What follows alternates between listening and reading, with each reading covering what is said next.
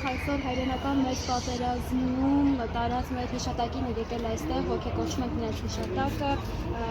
ինչ կասեք օրվա խորհրդի մասին, ինչ կասեք։ Դե սա մեծ հաղթանակ է իհարկե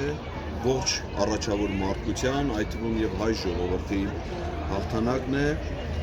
ֆաշիզմի եւ մարդկության դեմ իրականացված ամենամեծ հանցագործություններից մեկի դեմ եւ մենք արդեն տասնամյակներ շարունակ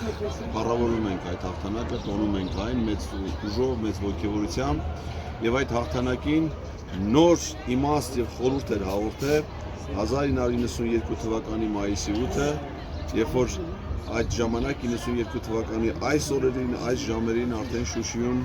ցնցում էր երկրորդ հաղթանակի բարի ավետիսը, խորհուրդը,